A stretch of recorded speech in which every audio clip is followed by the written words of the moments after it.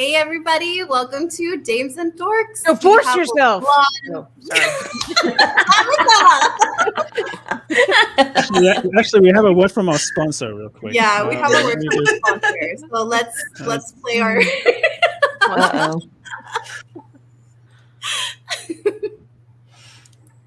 Oh my.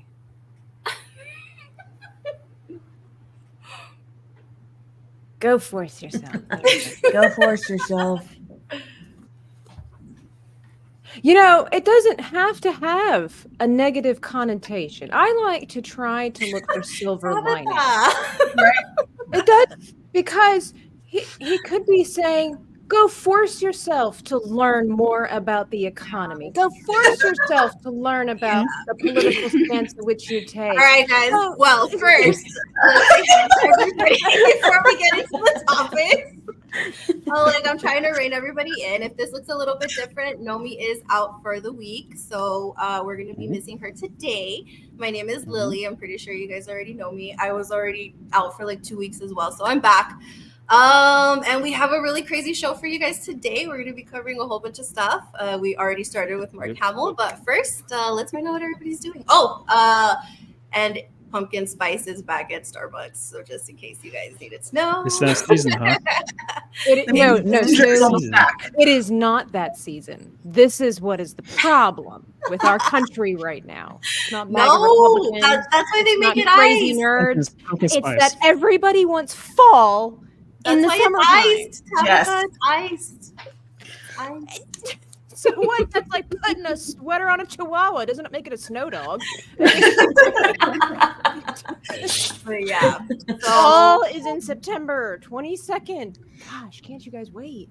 No, we September's not that far away anymore, so. It's Hobby Lobby's fault. They're the ones who stock fall in like April. Yeah, same with Michael's. True. I'm sure they have Christmas It's because trees in other already parts out. of the country, our weather has already started to change. So everybody's already kind of in the fall. Look, you guys are in, like, you're behind us. So we're gonna get to fall before you. So just calm down. You'll get there. It's okay. Sevvy! Hey, Sevvy. Sevvy, it's already a mess. What can I tell you? I was trying to figure out what you our guys are favorites. talking about.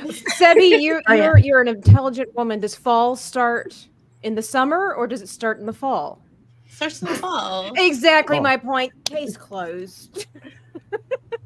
And It's that's the pumpkin end of the spice show. season. Sorry, Starbucks said so. Okay, anyway, so we're already off topic and we've already been on for a couple of minutes. Like I said, I'm Lily, and we have brought you a really cool panel of ladies and Smu today. So, Tabitha, now that you've told us when fall is, what's going on? What do you have going on? What do I have going on? Artwork galore. Thank you for having me on the show, by the way. Always guaranteed a good time. Right now, I'm working on a Chucky chibi, and I'm not doing it because it's fall. I'm doing it in preparation for fall because I actually made it last year, but I've just decided to color it. And over on my channel, I'm just making lots of art, doing some art challenge videos, and I've got another one coming up. If you haven't seen the first one, check out my channel because it's pretty cool. It's a lot of craziness. And Dr. Rachel, what's up? What's going on? Not much. I'm trying to get back into the groove of teaching because both the schools I'm teaching at start next week, and I just got a class added on that I've never taught before last week. So I've been doing all this crazy paperwork, trying to get ready and speed reading through all the textbooks that I should absolutely totally have memorized by Monday. So it's been a very busy week for me. But in terms of anything going on, not at the moment. My fiance Jen, Hollywood Scholar, might be starting a panel with some people about Rings of Power when that drops. So Nice. I'll probably be doing weekly shows just talking about how horrid those season 2 episodes are. Heck yes, get that bag. Sevvy, what's going on? What's up? Not much. Just usual streaming at Geeks and Gamers Tabletop and MoonSkull. Trying to build the Millennium Falcon Lego. So I've been kind of working on that on Sundays. So hopefully it will get done soon. And I don't know exactly what that soon means, but I am hopeful. It's not to scale, right? We're just talking about a little model. Yes. Imagine building it to scale. It would be like Sevvy will be amazing. still streaming 30 years. My dream come true. Oh my 30 god. years later. And what's up, Smu? How are you today?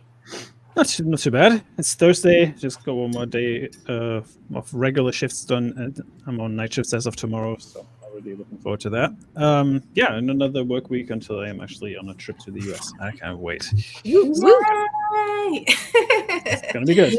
Yeah. Other than that, just laughing at the sheer idiocracy on Twitter as always, because social media never fails to amaze people. And honestly, it's good entertainment every once in a while. If you need a good laugh, just log into Twitter sometimes and just shake your head at the stupidity that's going on that app, or generally on social media. Definitely. And we'll be getting into it.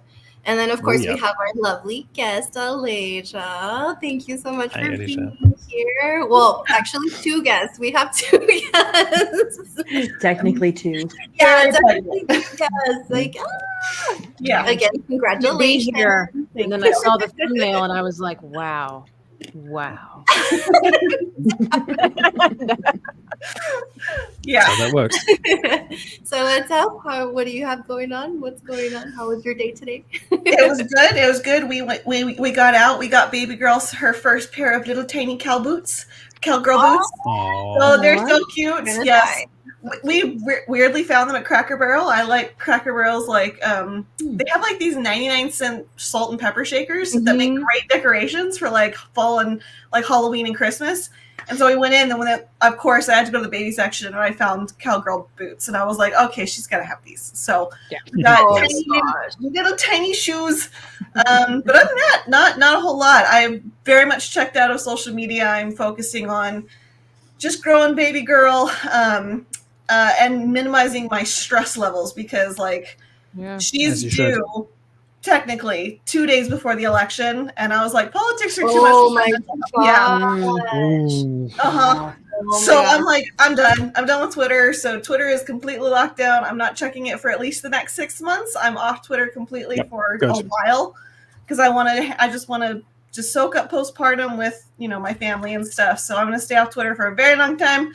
And I'm hardly active on Instagram, so yeah, my whole life right now is just revolving around making sure baby girl's doing good. So of course. So yeah. Oh my gosh, this is so cute. I love it. Congratulations. And again, thank you so much for being here. We really appreciate it. I know, like all of us are here. We want to just get in on everything that's been going on lately. I think it started the week off with Mark Hamill and all of his nonsense. Before we do that, let's acknowledge the chat real quick. Oh yeah, chat. So we got Akasul, who's hanging out in the background, but he's also here. I'm the one that said, let's say hi to the chat. And then Girl, it's okay. I'm like excited to get into it. I'm like, let's Tracy. get into it. Hosting Tracy Reeves is here. Hello. Oh, hello. Is that right? The good Johnny. Yes. Tracy's here. What? Oh no, that's terrible. Well, we got our Dr. Rachel. Whoever that is. Nomiwithoutyou. Normie. Normie. No. What's up, Nomi? Yeah. Johnny. I accidentally said something from Johnny's account, so now I'm on my phone if I want to say anything. Johnny's on his phone, and I'm on my phone. Oh my gosh. Gosh bless. But on the desktop, it's Johnny's YouTube, so I accidentally said something. Oh my gosh, that's so funny. Hashtag go force yourself is trending. Yep, there you go. Go force yourself. Go force yourself. Go force yourself to exercise. Yeah. There you go. Fall all year. Hey, yeah. See, me and Aleja are on the same. Yeah. Wait. Except I don't I second this message, by the way. I second this message. I'm not a pumpkin spice fan. I love either. fall. I love Halloween. Fall, just the general season, could be all year round. I'm okay with that. But pumpkin spice, I'm sorry, I could never get into it. My brother's a big pumpkin spice latte fan. I'm a huge. I like the ginger latte in Christmas, like the Christmas ginger latte. That's what I love. So, I like pumpkin spice. I like it as a seasonal drink, like when it's cold outside, when it's sweater weather, you know, I like pumpkin spice. I do not like pumpkin spice when it's warm outside. Yes. Can you get it iced? Yeah, it's iced. But it's yeah, spice. that I have it iced. We got Sevvy, Terra Crystal, Tabitha Art Channel Challenge, Disney Princesses as 1960s Housewives. That'd be fun. I like That's that. actually a good idea, yeah. Gravy D, Rick What's up, Leary, Gravy? Psychotic Mongoose, Psychotic and mongoose. that's all caught up. But Rick also Right. says this. Awesome. That's the Oh, heir to the no. re. I'm just gonna leave it at that. But a lot of the re is very fitting for him. I gotta say, yeah. So yeah. All right, guys, let's get into into it because I've been so itching to talk about all of this stuff. Oh my gosh! So Lily's each- literally fidgeting in her seat, ready to Yes. I am. kill Yes. Annihilate, ready Like- to obliterate everybody in her This path. is why I got like the huge coffee, not the little one, because I'm Double so- espresso, double shot. Yes, I'm all like wired up right now. Let's go. It's like ready to go. Yes. All right. So if you Let's guys go. have been on any social media, you've probably seen this video that we played at the beginning kind of circulating, right? So this is Mark Hamill. He was at, I believe, a convention when he first said it, right? So he was speaking to the audience basically saying, I'm not going to tell you how to vote, but you know, if you're MAGA, go force yourself. Like, really, dude? I'm pretty sure that counts as But you he tell- said that after he made the comment. He said, "Go force yourself if Yeah. you're MAGA," and then he's like, "But I'm not going to tell you who But to I'm not vote." going to tell you who to vote for. Mhm. Yeah, so this is like Yeah, really crazy, stupid, right? 'cause I think he was talking about, I really didn't see like the entire clip. I just saw like where he was like, oh yeah, and may the force be with you. Unless you're MAGA, then go force yourself. But I'm not telling you who to vote for. Wow. But Clearly- then then went on a political rant, which Yeah. wasn't necessarily erroneous, but he was like, you know, it's important to vote. It's important if you're not registered, get out there and get registered. It couldn't be easier. And you know, he went on this thing, but it's like, this is a nerd convention. We're Correct. here to talk about Star Wars and Stargate, and we're here to talk about anime. Like, you know, unless it's specifically asked of you, I think from the host, you know, the interviewer, like, just keep it to yourself. Yeah, Mhm. exactly. And then Yes, what was absolutely. even worse is that this video started circulating. And I guess because he didn't want to seem apologetic or whatever for what he said, he actually doubled down. And when he was at the DNC, he filmed another clip where he was basically telling us again, like, if it wasn't clear enough the first time, he's not sorry about what he said. And that was something that he uploaded to his own account. And it was him telling us again, like, if you're MAGA, go force yourself. Like, he turned it into this whole thing. And to me and so many other people, I think it's just very disappointing. It's still true. Like, don't meet your heroes because they're going to be such a huge disappointment. And freaking Luke Skywalker, you guys, how many people looked up to him when they were little? Like, Luke was their favorite hero. And now you see Mark Hamill and you're like, really? Yeah, let's just play this clip real quick because it's actually pathetic. To be honest with you. Mark Hamill here with the head of the DNC, Mr. Jamie Harrison. Listen, Mark, you got an important election coming up in November. Yes. You got a message for everybody out there? Well, in the movies, I fought against make-believe evil. But we're at a time in our history where we're fighting against real evil. So I beg you, please, don't go to the orange side. See, if he would just leave it neutral, like if he would have just said we're in a time, you know, if they wouldn't necessarily mention that they were at the Democratic convention, if he wouldn't have said the orange side, if he would just say that we're fighting an evil and it's important to get out and vote, so get out and vote. I would be 100% behind him on that because, you know, as an American, he has every right to be proud and endorse and be passionate about his political stance. And I mean, the beauty of our country that separates us from so many is the power of the people in voting.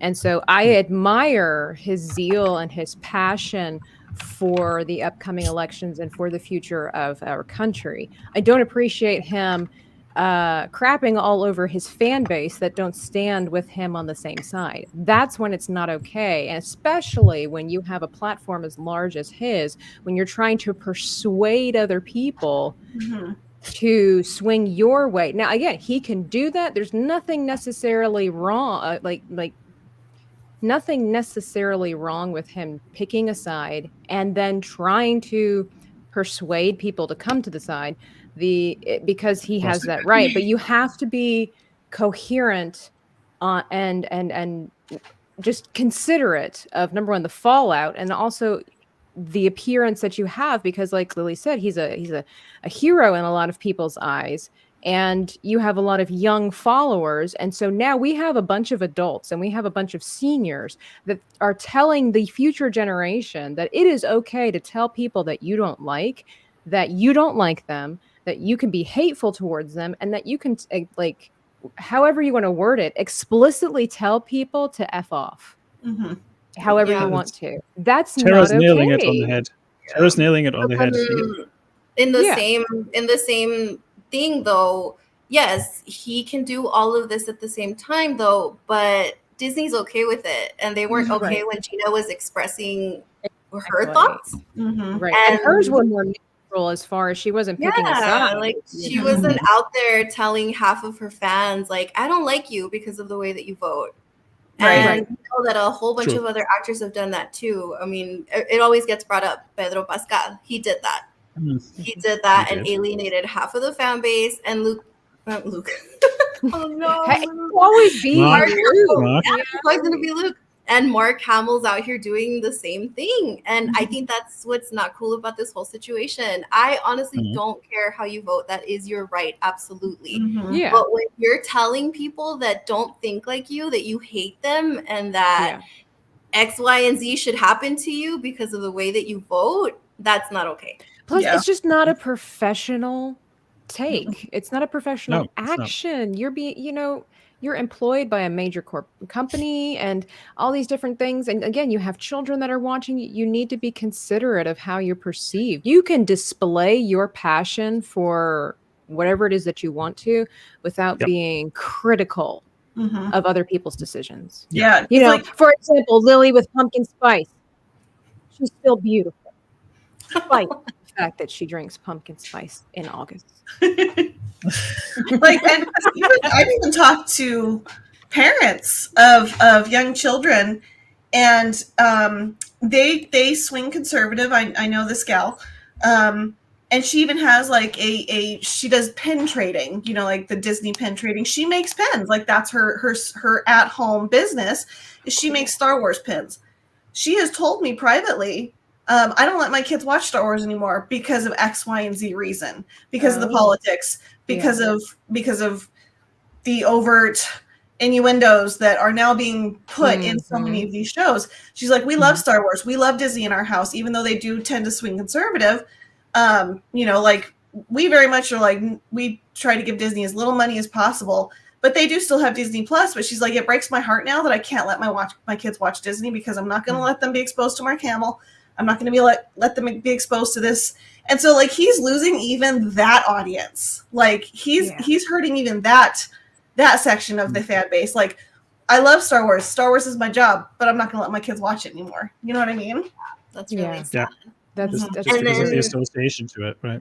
And then it's not even just Mark Hamill. Like, I'm pretty sure Dr. Rachel has something to say, because we saw that Sean Astin is also out there at the DNC basically saying the same thing as well. Like, these are all people that we grew up watching. And now it's kind of disappointing that if you don't agree with everything that they have to say, they don't want you as a fan. Like, how do they think that makes us feel? Like, I don't understand. So like, what do you think about that, Rachel?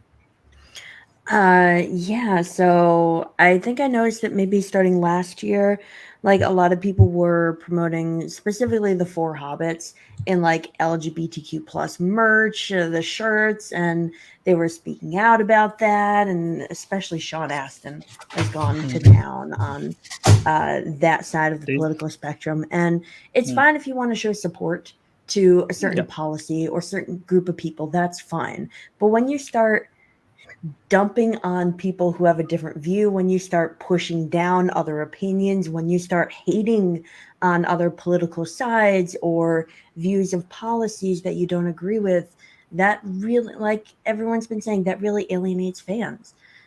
So again, if you want to support a certain social movement, go for it. But when you start pushing back other people or fans or other points of view, that's when it becomes negative. That's when it becomes hateful. That's when you start alienating paying viewers, when you have families like Aleja saying, who won't let their friends or their kids watch your like movies and TV shows. That's when it starts impacting your corporate's wallets.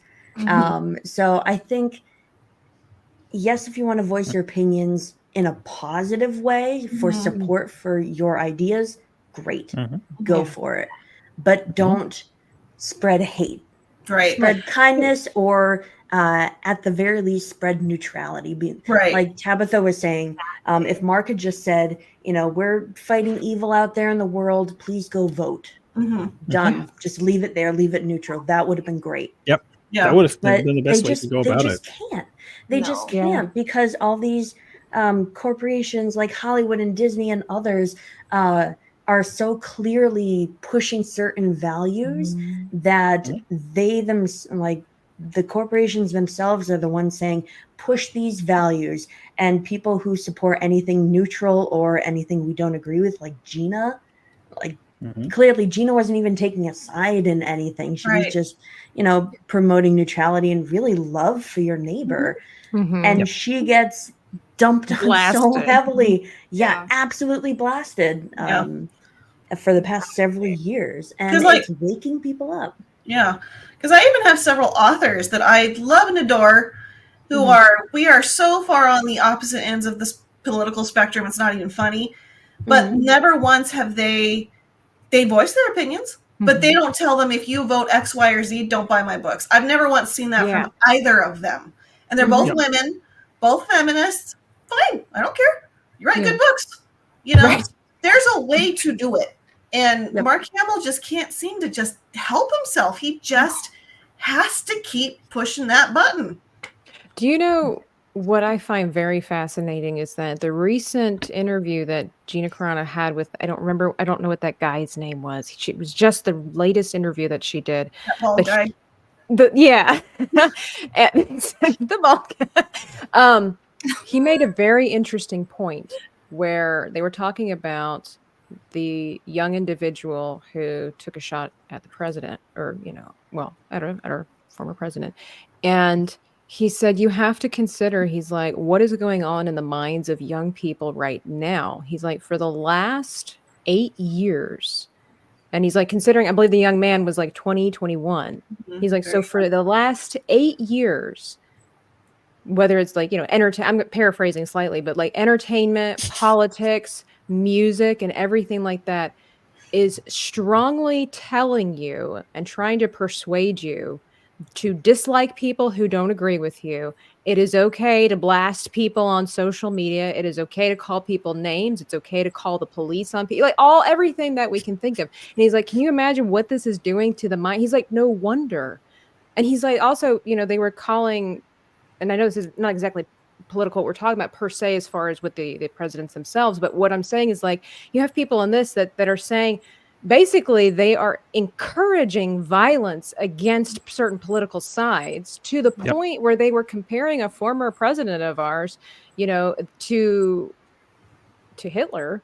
And he's like, what does that do to the young mindset? He's like, are you really surprised if young people are constantly hearing this about how evil the other side is, that they're not, if there's a passion that's within them to make a change in this world, that they're not going to risk everything and say, I'm going to be a hero because my heroes are telling me that we need to do something. Somebody needs to do something. And I just thought that was such a fascinating psychological perspective. So when you have people like Mark Hamill, who has millions of followers on Twitter, millions of fans around the world, and you're saying horrible things like this, it puts it in the minds of young and old people. It's okay to. I think he's not aware of how much pull he actually has on social media sometimes. If he's pushing these messages like Dr. Rachel's saying, he wants to divide the people, and Disney is actively promoting it and encouraging people to do it. And that's the biggest problem we have.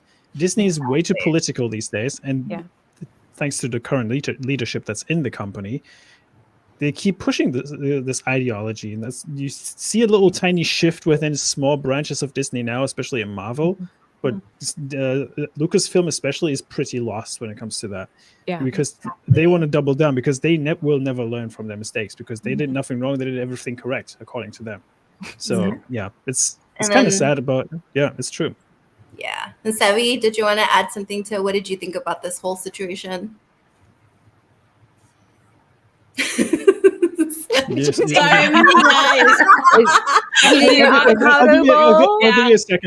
second. Like when the waiter comes around, how are you doing? It's like, Lily's like, I'm going to ask Sevvy to talk, but I'm going to right wait when till she's she has eating. a mouth. All right. I didn't know you were eating. No, I mean, I think, I think it kind of goes both sides, right? So no matter where you are in the political spectrum, you have to be respectful. You can't send people to go to war against somebody else, right? And I think that there is a pattern of some individuals who try to weaponize people in social media, and I think it's unacceptable, no matter which side you're in. So if you are Republican or if you're Democrat, I mean, I think that that inciting violence is just not the way to go, right? And it is not, no.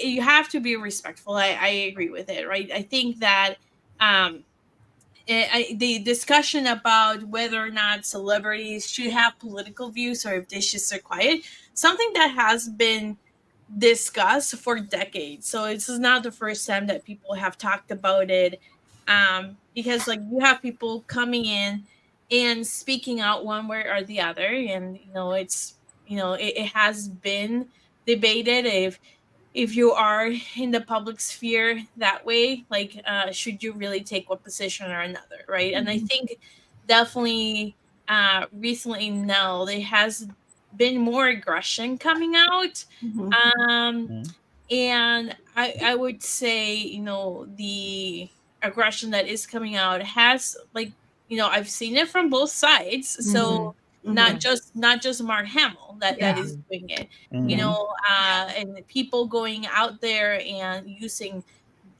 like target practice on their opponents and saying like basically saying like we need to shoot them down type of thing. I think like that rhetoric needs to stop no matter what, particularly in a day and age where people are so prone to doing stupid things and then following through because they lack the ability to think rationally. And I think there's more responsibility, if you have a following, particularly if you're like a celebrity, there's more responsibility on you to be careful about what you say.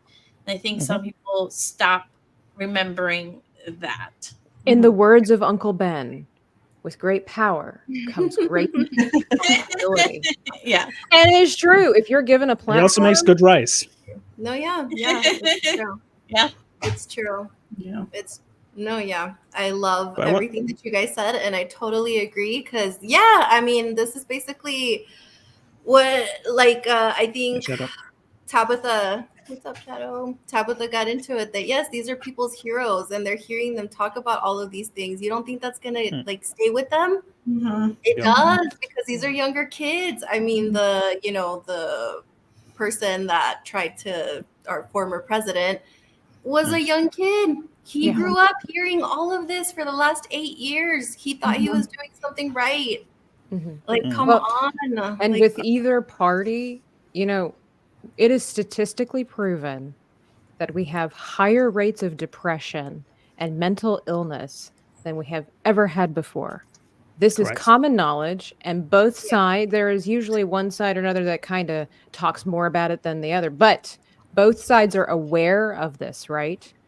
And yet still have the audacity and the discourtesy, if that's the word, to be as hateful and spiteful and spreading all of this, knowing, I mean, literally going on a platform to be seen so that you will be heard, and people hoping that people will follow what your words are, and not even taking that consideration. I mean, has anybody stopped, like, where is Mark Hamill's manager in all of this, saying, hey, you know, you have younger people watching and they're impressionable, and there are a lot of unstable people.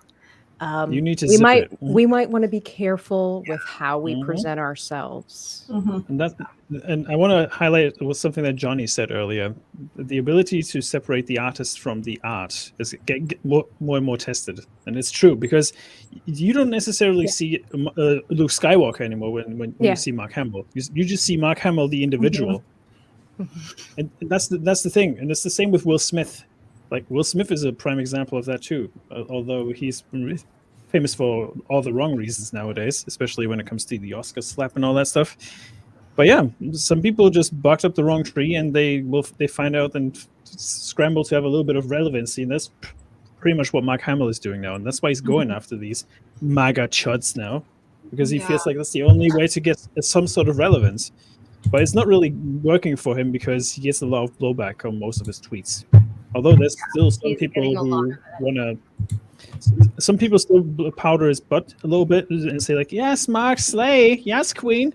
But at the end of the day, it's not really working for him because, let's face it, he's an old man. His career has been long gone. But you know, it is. But see, that's the thing. He still is Luke Skywalker. He could still do so much in Star Wars, and we would still be here for it. The only problem is that Star Wars isn't giving us anything good to be cheering about anymore, except for, 2 days ago they did give us something major to cheer about finally. So if you guys haven't been living under a rock, we know that the best TV show ever to come out of Disney and Star Wars has been canceled. Yay! That was the one. But yeah, the Rotten Tomatoes scores at 18% at the moment. Bestest show ever, guys. Imagine that. Best show ever, 18%, and that actually came up because I believe the lowest it went was like 13%, I think. So 18%. Still not great. It's still pretty much the lowest after the Christmas special. And that's saying a lot. So yeah, a lot of people didn't like this. Yeah. Let me just grab that link real Well, quick. because it had a political agenda to it. Just the same thing. It's like if most of us watch, even we watch even political movies to get away from the real world. Like when I watch Air Force One, it does not really tell me if Harrison Ford is a Democrat or a Republican. It tells me that there is this awesome, handsome president under attack from terrorists who's got to kick butt and chew bubble gum and save his family. Right. And the Russians are bad. They're always bad. So that's so there had been a lot of speculation the past couple of weeks after this was over, whether they would give this a season 2 or not, because Leslie Headland was out there everywhere telling everyone that she wanted a season 2. There was still so much story to tell. There's so much that she wanted to do with this. Good luck with that. And then the news came out that the Acolyte has been canceled, which a lot of people, I don't know who's typing, but it's like... Is it probably Rachel? I don't know. I don't know. Sorry. But yeah. Sorry, it is me. I thought I had it muted. Oh, no, sorry. I was like, who's typing? Sorry. That lost my train of thought a little bit. But anyway, so with other TV shows, if you guys had noticed with Kenobi, they haven't really told us whether they canceled that show or not. They just kind of left it up in the air. Andor, they actually did that at the same time for a little bit until they finally told us we were getting a season 2. Book of Boba Fett was kind of the same thing. They never really told us that it was canceled. They left it up in the air. But somebody at Disney really wanted us to know that this series had absolutely been canceled. So no season 2. We're done with all of that. I have a feeling that the investors has something to say to that as well, because if you think about it, because this was explicitly going out of their way to say that the Acolyte is not getting a season 2, whereas Andor gets a season 2, which is going to be the final season because we know how it ends. Cut how it ends, and also they cut it down by for to 2 seasons. You know, what was supposed to be like 4 or 5 seasons originally, but Diego Luna wasn't willing to commit to more than 2 seasons because he wanted to do something else instead of being trapped with Star Wars. But yeah, Acolyte, bestest show ever, has been canceled. Shocking, right? Yeah. Shocking by everything that we had seen. I mean, just the Rotten Tomatoes score itself, and it's not even just Rotten Tomatoes. If you look on IMDb, if you look on every other Metacritic, it's low all across the board. First of all, there were all these people out there that were like, if you don't like this, don't watch it. Clearly, a lot of people didn't watch it because if a show was totally, completely successful and you had tons and tons of viewers and you had invested all this money into it and you're getting money back because you're getting subscribers, you're getting viewers, people are buying merch, why would you cancel it? Right? Right. Just that part of the article I just highlighted here. The Acolyte did okay with critics. What does that mean? Like 78% is apparently only okay nowadays. So it was interesting watching Disparu's video on the Acolyte cancellation where it says the Acolyte did okay with critics. And it's like, yeah, but there's more audience than there is critics.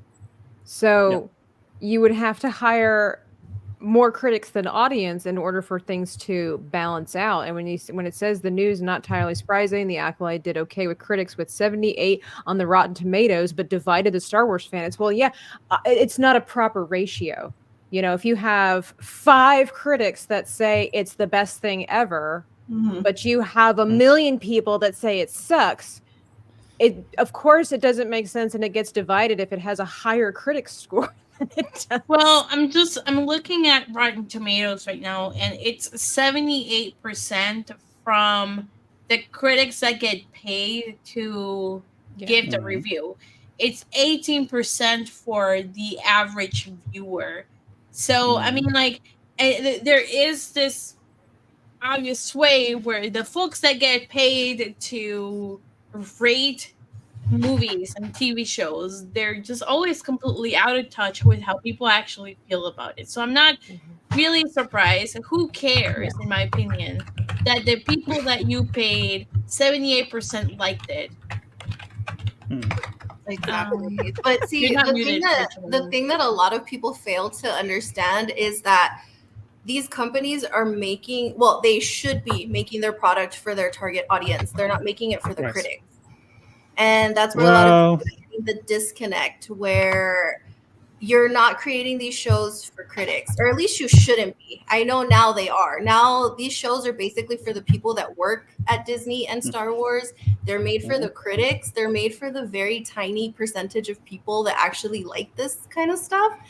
But the majority of your fans are not enjoying this, and they're not making it for the general audience anymore, not even for normies. This means that not even normies tuned in to watch this, that even they checked out, that they were like, what is this? And they didn't even bother to watch it either. And Shadow nails it on the head here. Critiques is the elite audience, equals customer base, but it's also vanity projects for most people. People at Lucasfilm these days. That's the problem. Well, and if you look at the ratings for like episode 1 of Acolyte, it was 4.8 million. Think about how much House of the Dragon did with episode 1 of season 2.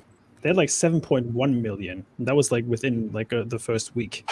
And this show kept dropping off the radar when it comes to the ratings. So say what you want about season 2 of House of the Dragon, at least it stayed somewhat consistent with the ratings. Acolyte didn't, because bad word of mouth spread very quickly, and it just flip-flopped to the number 7 spot in the top 10. So it goes to show you, you know. And like, to me, I gotta be honest, like, so say even theoretically I was still engaged with Disney Star Wars. As now an expectant mother, I'm going to throw this out there. Ladies, if any of you plan to ever have little ones, Mama Bear mode, when it gets activated, is no joke. Like, I will flip some tables quickly. Whereas before I was pregnant, like, I had a little more like even-tempered like thinking. The mere thought of allowing my child to be anywhere near a project that Harvey Weinstein's former personal assistant had a hand in, like, made my blood boil. Forget the lore breaking, forget anything else. I couldn't, I was like getting cotton mouth. I was so furious about that. And I, not so much on Twitter, but you know, the Star Wars Holocron on Twitter, they're a big pro Disney account on Instagram. I follow them on Instagram. The amount of people who were justifying that bathing scene, and they're like, gosh. well, it's not that big a deal. I was like, wow, thanks for letting me know your desktop is probably a scary place. Like, I just like, even that, like Disney even touching on that, like I couldn't even like fathom letting my child. But Star Wars is made for was. Kids, Aleja. Exactly. Get with the time. You know what? Let's just expose them to everything at 5. And the fact that they even had Tabitha, her before character you- glance down. Hold that thought real quick. Sevvy has to go. So if you want to let us know what you have coming up for the week. Yeah, you can usually find me at Geeks and Gamers Tabletop and over at MoonSkull. I'm heading over there for tabletop game. What is coming out, I think just I'm going to be doing a Lego building stream on Sunday over at MoonSkull. So if you can come and check it out. And I will talk to all of you guys later. Thank you, everybody. Bye. Thank you so much. Bye. Bye. Bye, Sevvy. All right. Sorry, Tabitha. What were you Oh, saying? no. It was just the fact that they had that split second where Osha even glances down at his private area. Yeah. I mean, it's already bad enough that he's trying to seduce her into the dark side versus the other form of seduction. Like this was like sexual seduction. The fact that they had her glance down is wildly crazy. Inappropriate. It's inappropriate, especially for something that's made for kids. The way they framed her face, like it's clear where her eyeline is. Sure, her eyelids are lowered. Like, so just, just even that right there as an expectant mother, just like, It's no, never. My children will not. I mean, unless Elon, please buy Disney. But like, unless something drastic were to change, Johnny and I have talked about it. They will. She will have no exposure to Disney. It's going to be all Nintendo. It's going to be DreamWorks. It's going to be other things, which breaks my heart because I'm a Disney girl. I was a Disney child. We went to Disneyland like 4 times. Like, it's my home away from home. I love Disneyland. It breaks my heart that is reality. But it's like, nope, never again. No. So they didn't even do crap like this in Twilight, and that was our stretch, It's because the sad part is that if you listen to Leslie Headland kind of talking about that, she has no idea what she's talking about. They took that whole seduction to the dark side as if you're actually physically seducing someone like intimately, and that's not what it is. Like when you're talking about Palpatine seducing Anakin to the dark side, it makes it a whole nother kind of story, doesn't it? Be like, I'm waiting for the Star Wars theory edition of and that's not what they're talking about. So I mean, she admitted it. She used to write fan fiction. This was her fan fiction. It's very clear that that's exactly what she was doing. And like, okay, I'm not gonna knock fan fiction or anything. Like, whatever, if that's your thing, go for it. But the thing is that this is Star Wars. This isn't Star Wars that we saw in the Acolyte. This was so weird. Like, okay, if you want to have a romance, cool, whatever, do it. We had one with Han and Leia, and we had Padme, Anakin. We've had romances everywhere, like sprinkled throughout Star Wars. But this was wildly inappropriate. When I saw that and I saw like her eyes drop, I was like, what are we doing? You think, because with Andor, I heard quite a few people, and I saw it on Twitter, also hearing it on different podcasts, where people were like, yes, finally Star Wars for adults. Do you think that maybe they were getting mixed messages from some of the fans who were saying that they wanted? I heard a lot of people said they wanted more adult Star Wars, whatever that means. And to me, I just find that a little bit nasty because it's like, we don't have to have sexual innuendos and profanity and things like that to make something adult. That makes it more... I know that's technically what that means, MA, it's mature audiences, but that's like on a whole different kind of spectrum. It's like Star Wars isn't supposed to be gritty in the sense of like, and they're like, well, we were kids. It needs to grow with the fans. That's not how that works. No, it doesn't. My mom got me the Thrawn trilogy when it was published, and I will have no qualms about handing that to my children. There was nothing in there. There is nothing in the EU, and I've read a large swath of the EU. There is nothing in the EU that would ever give me pause. Ever. Not even the courtship of Princess Leia. And that's the most romantic book in the EU. Like, there's nothing in there. It is such a clean IP. And Disney, like, perverting it in this way, it's like, yeah, I'm not shocked it got canceled. No, I don't think anybody is. Well, and Dr. then Rachel, did you want to? Oh, sorry. Did you want to add anything about all the fan fiction? Although I'm pretty sure you saw the videos and everyone's reactions to that scene.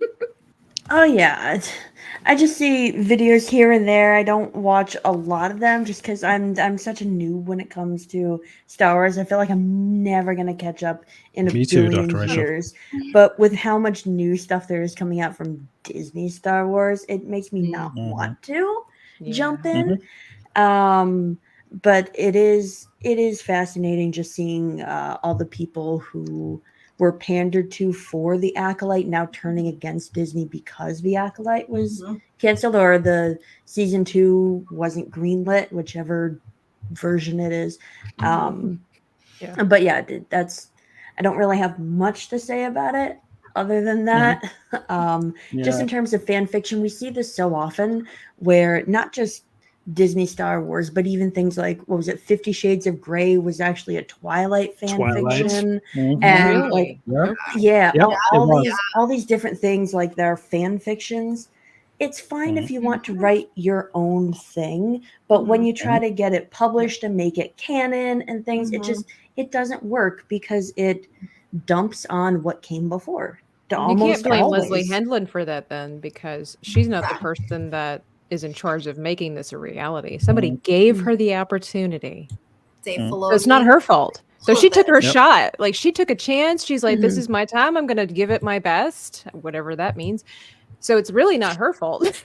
Somebody told her to do it. I mean, we found out that Dave Filoni was the one that was responsible for actually getting all of her ideas and greenlighting them. So he's responsible for this. He took a look at that. Okay, the supposed like person that knows all the lore and who's supposed to be George Lucas's, apprentice or whatever. That person was the one that read all of this and said, you know what? That's perfect for Star Wars. Let's do it. Yeah, that's the alternate title for the Acolyte, by the way. I mean, if you've taken a look at what his wife is into, whoa, talk about a scary individual. So I'm not give me shocked. on that woman. Don't give me on She's that creepy. Haven't heard. Oh my. Oh, I'll send you a link, Tabitha. It's creepy. She's a creepy woman. It makes it boil when you see that. When you see what she's into, it really does. Speaking of crazy women, speaking of crazy women, we got this beautiful article by the Mary Sue. And Mary Sue. Yeah. So Disney is happy to let the toxic dude bros win, I guess. So in typical Mary Sue fashion, this person, Miss Rachel Leishman or whatever, however you say her name, she's always writing these articles complaining about a certain fan base that she thinks exists in her head. So basically, she thinks that every single person that disliked the Acolyte is male, white. Like that's who she thinks.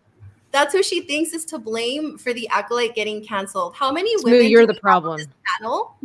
How many women do we have on this panel that didn't like the Acolyte? I mean, give me a break.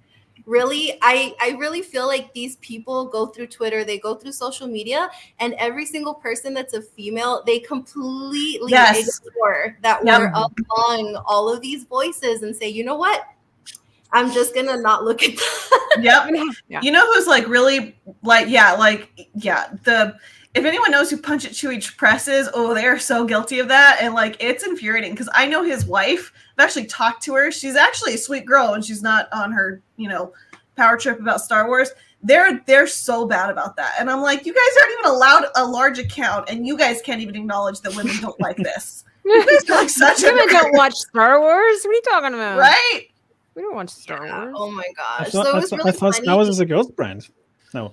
Yeah. It was really funny kind of going through this thing because she starts talking about how this is a win for the people who are toxic in this fandom. And like I said, we already kind of went over it. What's really funny is that these people are now coming for the Mandalorian and saying that, only when you guys get what you want, that's the only thing that they give us. And it's like, no guys, we did not get what we wanted. We wanted Gina back. We still Yeah, haven't got- no, and I mean, season 3 of The Mandalorian was a big old mess. I didn't like it. A lot of other people didn't. I like didn't it watch either. it. So I I don't understand what they're talking about. So yeah, she's basically saying that what about us? What about the people that enjoy the Acolyte? And it's like, okay, well, where were you guys? Because clearly none of you Where were watched you? it. Yeah.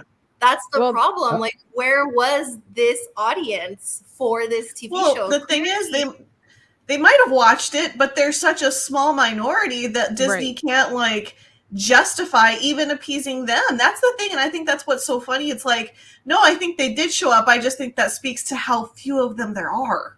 And that's just I mean, business. It's just No, business. and then it's business. And then the thing is that I think I don't remember whose video I saw it in, but they made a really good point that they said a lot of people were hate watching this for content. Can you imagine if people weren't hate watching it, how much less viewers there would actually be for this? Yep, exactly. So you're talking about who actually showed up to watch this. Like, okay. And then she keeps talking about how I saw this on Twitter all over the place too, that none of us are open to them doing anything with new characters and new stories. And now we're just going to get the same old thing and blah, blah, blah, blah, blah. That's so out of touch because we're begging for new stories and we're like, let's get away from the Skywalker saga. But the thing is, they brought that into the Acolyte. They brought in several characters from the prequels. We had Yoda. We had sprinkles of like things that we could recognize. So what are they talking about? They're still relying heavily on what the audience knows to put into their TV shows. It's hilarious that Kathleen Kennedy has the audacity to get up in front. Well, I don't know if it was D23 or Star Wars Celebration. It was some big thingamajig that Disney does. And she's like, oh, we don't have anything to draw from. It's just, we're making this up as we go along.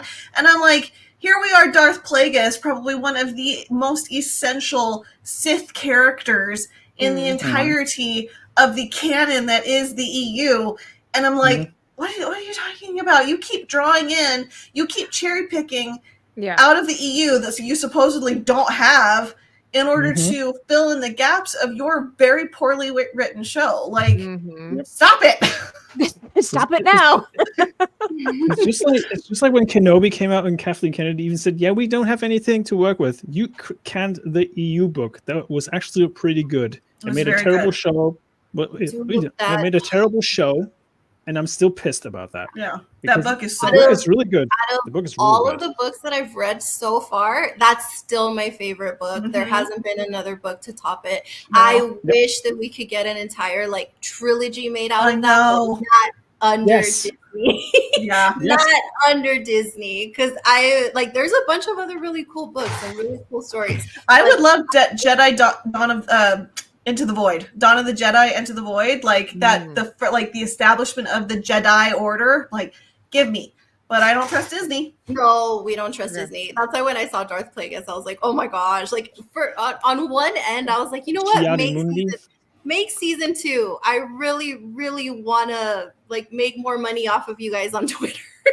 But at the same time, I was like, you know what? I don't want to see more of these characters and what they mess up with everyone. Like, we already knew they were going to bring in Plagueis. They were going to bring in Yoda, obviously. I don't want to know what they were going to do with them. So, I mean, just look at Ki-Adi-Mundi. Just keep adding Ki-Adi-Mundi, even though he was actually not born around that time or even there. Like, well, they made him liars. Plagueis is, he's at the wrong age too. I believe during this time he was like a teenager. He's not like the Plagueis that we know in the book. Well, like, what if they just ate poorly his species, you know? I mean, that's what they tried to say. That's what they tried to say. They were like, babies when they come out, they're all wrinkled and they're hairless, you know. So maybe his kind of species just ages poorly as teenagers. All right, before we continue, sadly we have to let Aleja go. If I had it my way, I would make you stay. Girl, I would be so happy like to be here after she's here. I'll be very excited for that because I do miss streaming. It's just right now especially I'm so uncomfortable so quickly. So but yeah, I would love whole time. But yeah, we gotta go feed this little kicking girl. Thank you so much for being here. We appreciate it. And Thank you, Aleja. amazing conversation and all of the knowledge that you bring. Oh, thank you very much. And I'm going to say this in a positive way, okay? We're going to change the narrative. Go force yourself. Yes. To do good things. To be a great mom. Yes. Yes. Yes. Tabitha, start a hashtag on Twitter, and we'll all Go force join it. yourself to stay hydrated. Yes. There you go. Yes. We'll turn it around on Mark Hamill and see how he tries to spin that. Right. Yeah. I need to go force myself to go work out so that we can get labor rolling. I would be so happy if we could go into labor before her due dates, because I'm ready for this to be over. So Fair. anywho, so all right, well, thank you guys so much for having me on. I will be in chat. And then if anyone is in look for a stream after this stream is done, the hubby will be streaming on Zeltroid. He was going to stream one of the Metroid games. I don't know which one, but it's one of them. So anyways. Nice. All right. Bye, guys. Bye, Aleja. Bye, Aleja. Nice. Yay! And then there were So four. yeah. Oh man. But apparently, so I put out this tweet being a troll on Twitter, kind of, sort of, a little bit, where You trolling on Twitter? Never. Lily, nah, she would never. No. Lily would never. First. So yeah, Thank after you. the news came out, I put up this tweet that says the Star Wars fandom hearing that the Acolyte was canceled, and it's basically like the end of Return of the Jedi. The new version, I know, I'm sorry, a lot of people don't like this version, but my point is that we're celebrating all over the world the way they were celebrating all over the galaxy. Fair. I mean, I'll be honest. I'm not sad that show got canceled because it was just freaking pathetic. Like the way they went out of the way to promote it is the most gayest show ever. And then we had that prime example of the Mary Sue article that we were going through. And I found a little nugget in that article, and that says these angry men are never going to like what the franchise does unless they are the ones calling the shots. Canceling the Acolyte adds fuel to the fire, and it's heartbreaking to see. I hope we still get things like Skeleton Crew and Andor moving forward. Yeah, we do, because people actually showed up to watch that kind of stuff. Well, Skeleton Crew not so much, but Andor at least. Even though it was lowered the ratings, people still watched it and gave it high praises when they did watch it. And that's the thing. But yeah, just the fact that people are so freaking butthurt about this thing makes me laugh, because at the end of the day, it was trash, and you just gotta make sure that you just dunk on this trash and actually call it out for what it is. It is sloppy garbage. I like what Leslie Heslin said during the Hollywood Reporter. It makes me feel sad that a bunch of people on the internet would somehow dismantle what I consider to be the most important piece of art that I've ever made. Speaking as an artist, get over yourself. Yep. Art is subjective. It doesn't appeal to everybody. She should be thankful that she had the opportunity. She was handed one of the most beloved franchises on a silver platter. She was given a chance. Kudos to her for taking the chance. Like I said, she's not really the one at fault for this being what it was. She had to be given permission. So the thing is, it's like, not everybody's going to like your art. Not everybody's going to agree with it. Be thankful you had the opportunity. Be thankful for the fans that you do have, because there are a group that genuinely enjoyed it. And move on and learn from this and get better. Don't hate the fans for not liking it. These people are so unstable, Tabitha. Like, okay, I didn't like what they did with season 3 of The Mandalorian, but I still have season 1 and 2 that I regularly go back and watch. You can still do that with season 1 of The Acolyte. Like, I'm sorry, I know it got canceled. There's better TV shows that have been canceled as well. I know Firefly. One season, and all the fans have been shouting for years. That's what I was about to bring up, because my cousin used to be a huge fan of that, and I asked her one time, I was like, should I start it? And she's like, only if you want to get your heart broken, because they only gave us one season. I mean, do you know that to this day, I mean, it's been it's like over a decade since that thing has aired, and everybody's gotten older and moved on. I would still be okay if they wanted to get the cast back together and be like, hey, let's shoot a couple of But it's because no, like it's so weird. These people, they want these TV shows to like validate their entire existence, and it's like, no, get a personality, get hobbies, like actually go out and meet real people. Like you guys are just on the internet, and this is your entire life. It's weird. Listen, I love Star Wars. I love it, but I'm not gonna sit here and just cry about it all day. Like. But yeah, speaking of crying about things, let's go into the article or the tweet of Star Wars Holocron. Crying about all of this. Television shows often need more than one season to grow in development. Take a look at the Breaking Bad. Oh god, I can't even do the freaking accent. But yeah, one of the greatest shows ever. But it took the time to really grip you and needed more than one season to do that. The same for the Clone Wars. Season 1 had a number of rough patches, but with time it grew into one of the most compelling Star Wars stories of all time. A shame the Acolyte wasn't given the same opportunity. Well, times were different, and also the writing was much better than this piece of garbage. How dare you actually comparing Clone Wars to this piece of crap? Well, like, not only Breaking that, I mean, Bad. And I'm sorry, Breaking but Bad I don't think Breaking Bad and the Clone Wars cost $180 million a season to make. Yep. Let's start there. Yeah, exactly. It didn't have the budget. It didn't have the push of the franchise that it had behind it. Like you're dealing with, like I said, one of the most important franchises in the entire world. You cannot compare it. You have to come guns blazing and with some nervous sweat on your brow and hope that it does well because you know how beloved this franchise is. You can't just go around smacking. You can't take it lightly. And, it's one of these things where creative liberty is important. And in a way, if I, again, want to look for a silver lining and not facetiously this time, but if you want to look for the silver lining, I appreciate that they were trying to do something different, explore a little more of the galaxy, which inevitably they just came right back to the prequels anyway. But shocking. I understand that sometimes you have to take the risk and it can pay off. Most of the time, I won't say most of the time. A lot of times, though, it doesn't because you have such a strong fan base that love the lore. But, you have to come with your best. You don't just get a group of college kids together that have no credentials or even experienced adults that don't have the credentials that you need for a franchise like this with the budget that this show had. There is no reason a TV show should cost this much when the original Star Wars movie, an entire movie, cost $1 million to make. There's no excuse for this. And so when it doesn't work out well, you need to be humble about it and say, we were trying something different.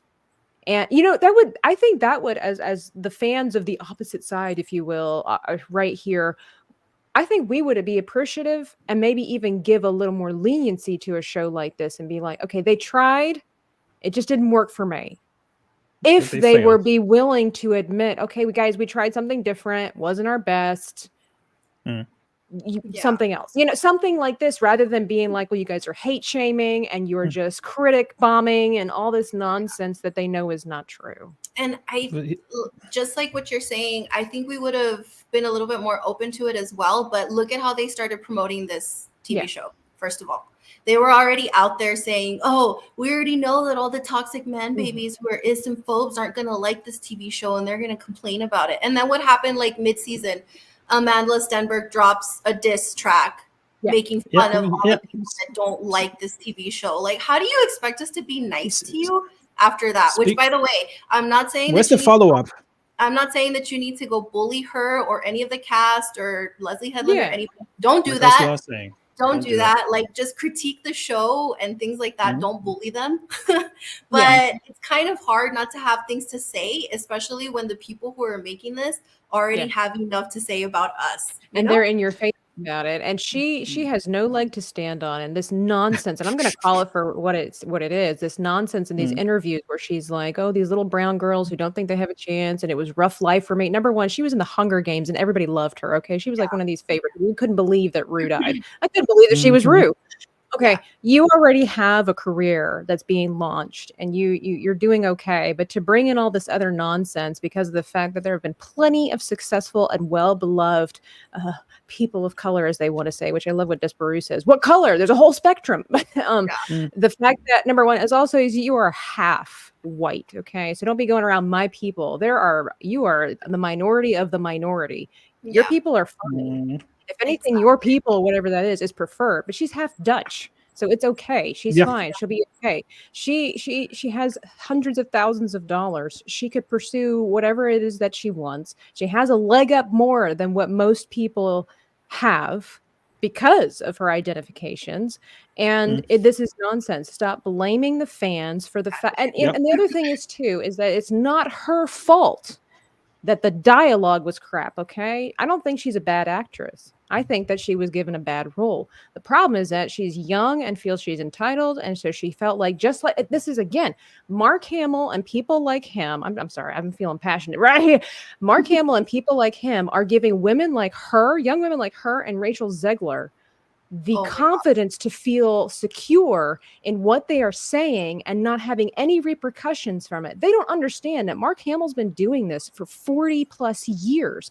He is established. He has taken, if he could live for another 30 years and he will be financially fine. He'll be okay. He doesn't need to make us happy if he doesn't want to. She is still budding in her career. She needs to be careful what she does. Otherwise, she will not get any jobs. And then she's going to turn around and blame it on the fans and the critics because of the color of her skin. And that is not fair to the viewers because we do not care. We do not care. It's that you were given a bad role and we don't hate you for that. And I say hate loosely. It's just the attitude. It is your attitude behind it. If she would have been like, hey, I gave it my best. I was so honored to be a part of this Star Wars project, especially because it gave somebody like me the opportunity. I've had a rough life in some aspects. I'm just so grateful for this opportunity. Wish I could have had another shot at it. That's all she had to say. Exactly. That's all she had to say. And then, like we've been kind of seeing in the chat here that Dr. Rachel's been watching the Clone Wars and she's enjoying it. I mean, you have someone new who's watching the Clone Wars that can kind of speak to what this person is saying. So when you first started watching it, like, what did you think? Like, just give us a little lowdown of what you're thinking so far. What really stands out to me, honestly, is the character work in this. It's like, so far, like, we're on the Mortis Blade arc right now. And like Jen has to talk me through everything that's going on because it's just like all these characters, all these plots. I'm like, I'm just so lost. I would love you guys should film that and make that. I know you should do like reaction videos of you watching that. Like, and him, who's that? Who's that? What side are they? He's gonna walk me through so much. Pointing at Mon Mothma. Is this person gonna come back? But yeah, it's like all these names and like worlds and stuff, they get lost on me, but I still like the writing. I can still critique it from that point. I can still critique the art. I like the animation style. I really like the writing and just the character work, especially with young Ahsoka and Anakin, and just their relationship and how they're growing in their powers. And meeting all these different species and everything going on with the Republic. It's just, there's so much going on, but I still enjoy watching it, trying to put together all these bits and pieces. And I feel like after we're done, I'm going to have to go back through and watch it again more carefully, but I still think it's really well done. Yes. But it's not encouraging me to go out and watch like the Acolyte. No, don't watch the Acolyte. Just save yourself and just don't even watch that. So go force yourself to watch good entertainment every once in a while. Force yourself to watch the originals. Speaking of go force yourself. Yes. Speaking of go force yourself. Yay, Tabitha. I love it. And then on the other side of Twitter, so there were a lot of people who had a lot to say about the cancellation. Oh yeah. Oh, it's not been canceled. Did you not hear? I saw that tweet. It's from somebody who spoke to the people at Lucasfilm. It's not been canceled. Technically, it was not greenlit. So these are the people, and they all look exactly how you think they look. Oh. Of course they do. Of course You they can do. kind of pick out what kind of fans they are and what Why? they Why do wanted they always out of have this colored TV show. hair and stuff? Like, why? Yeah. Lily has colored hair. That's She's the not a audience freak. that Disney curated, you know. Well, But I thought we really were look at supposed to the- be okay with what we look like and see ourselves representative. So And why see, are you like trying to change what we she look doesn't like? look like your average Star Wars fan. She's I She gorgeous. looks like Megan Thee Stallion.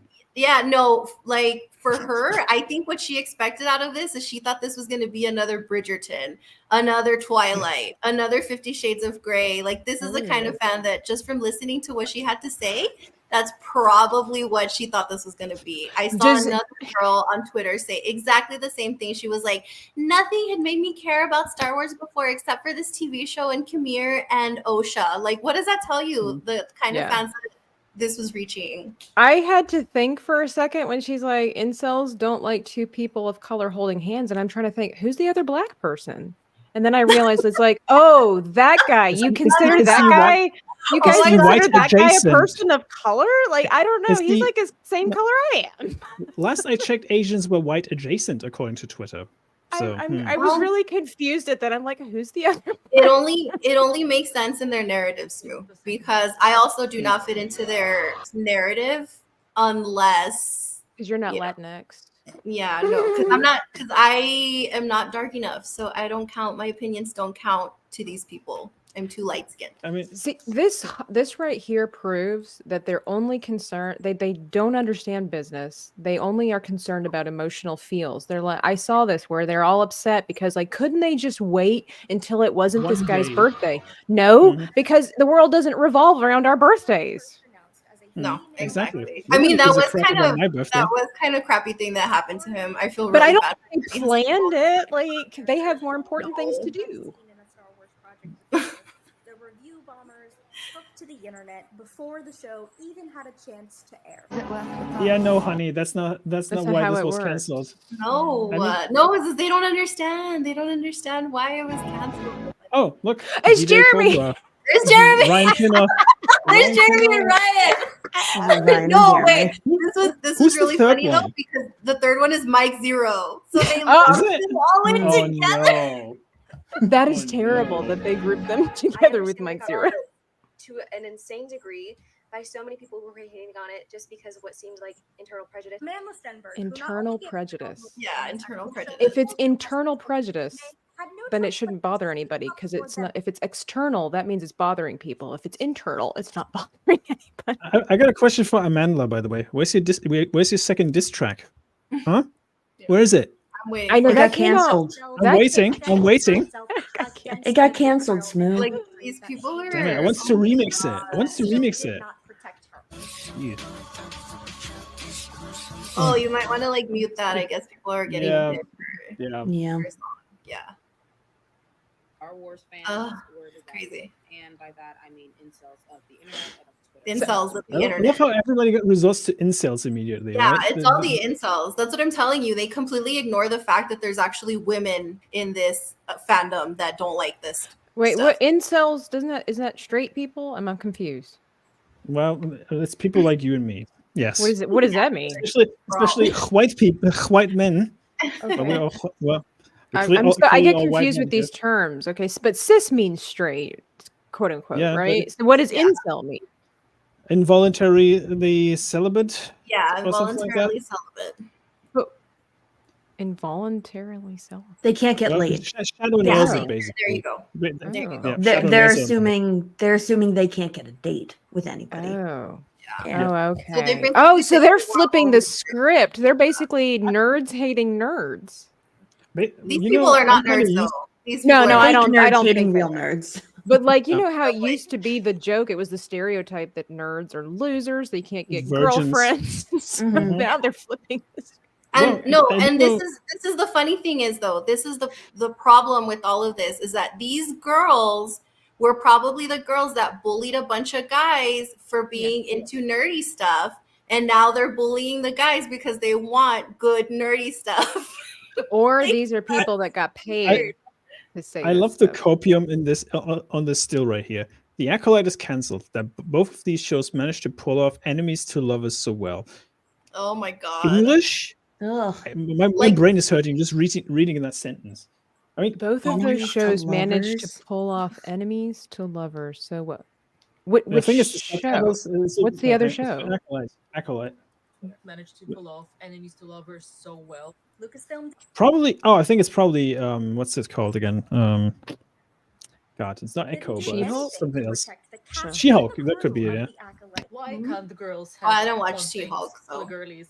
I watched the I- whole series. Yeah. Sadly. I watched just 2 episodes and I was just- like, this is bad. Like, it just could have go been to, good. like, go to the tweets of like what everyone's been saying about this. Below? Like, sorry, I don't want to look at these people anymore.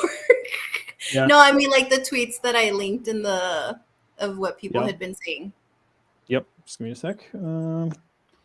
Right. Let's go to Like, because this. they're just repeating the same thing over and over again. That it's the incels, it's the toxic males that got this canceled. And There you go.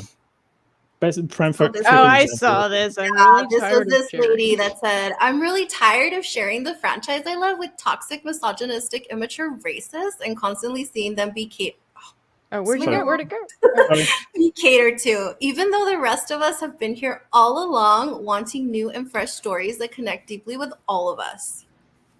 You got your. Really? How does Star Wars not connect with everybody? Because they don't openly, explicitly say if they're homosexual or not, or if they have, like, it doesn't make any sense. Like, that's basically what they're telling you is like, we want, but the thing is even in this show, there, as far as I know, unless I missed something, there were no LGBTQ folk in this show. It was all behind the scenes. As far as like some of the actors were part of that crew. The production team might have been part of that too, crew, and they pushed the fact that it was created by a lot of the LGBT community, but the show itself had nothing to do with the LGBT community. So I don't really understand where they're saying that this show is what we've been hoping for. They had a rat that may have been like a trans fluid, whatever it's called. I don't know. A rat. Of all the characters that you have representing your people, it was vermin. What does that tell you? They didn't even have their main star be anything like that. If anything, they made her straight. Yep. Yeah. They took a bisexual woman in real life and said, hey, we want you to represent our community. Please be straight and fall in love with the bad guy. Exactly. Please be straight and fall in love with the only Asian guy in the show. Oh wait. But yeah, it doesn't make sense where it's like it doesn't speak to that community in this show, except for, I mean, like even with the Coven of the Witches, it doesn't specifically say that they were like they lesbians. I mean, if that's the only thing that people can gravitate to, that's not really good representation because they all died and nothing, they weren't like, nothing really happened with them. It could have been just a weird twisted version of the whole Force thing where they just they figured out how to have the women impregnated through the Force, but that doesn't but that doesn't mean that they were homosexual. So I'm trying to figure out where in this TV show their community was best represented. It was only behind the scenes that they were. They were all evil in the show as well. It's not like they were represented accurately, if at all. Yeah. If we're being generous, maybe the witches were kind of the LGBT-ish kind of thing because it was all women. But that's me being generous. But women are always together in a group of women. We're not all but we all go to the bathroom at the same time. Like but you could tell that like the two main ones that were like the moms or whatever were a little. They were a little more friendly with one another. Affectionate, that like okay, fine, whatever. I am very happy to spend time with my friends, but I'm not necessarily stroking their cheeks in like a weird. Yes, and I will say that gave off the vibe. But again, it's the weird part is as much as they pushed this, and then even had this weird sexual scene in the water. Why didn't they make it blatantly obvious that there were homosexuals? Because they'll never do that. They'll never actually do that. They just pretend to give them crumbs so that the LGBTQ community can be like, oh my gosh, Star Wars is actually doing something. Like they did it with what was it? The Rise of Palpatine, Skywalker? the Rise of Palpatine again, where they showed those two women kissing. They showed them for like 0.2 seconds. Yeah. And It then was they even just in Buzz Lightyear. It was even Oh, in, yeah. in the Buzz Lightyear movie where they had like a lesbian kiss scene for a very brief second, and you're like, what? And then these were the mild comments that we were seeing. We were actually seeing a bunch of people that were saying a lot of really unhinged things that were just, I think Dr. Rachel would have a lot of fun kind of like, dissecting those people. Yeah, Oh, that's dissecting so these fun. people because they said a whole bunch of really weird stuff. So I don't know if Smu, you want to pull up the... We can't even read half of these tweets either. I mean, just real quick, if you look at the stuff I just highlighted here, misogynistic, racist, you are the ones obsessed with multiracialism, racism. If nobody cares, if you fall in love with someone from another, let's say, color, it doesn't matter at the end of the day. Yes. Yeah. We're living in a time frame where that's so normal. It's Nobody not special. cares. It's not special anymore. Yeah. It's not special anymore.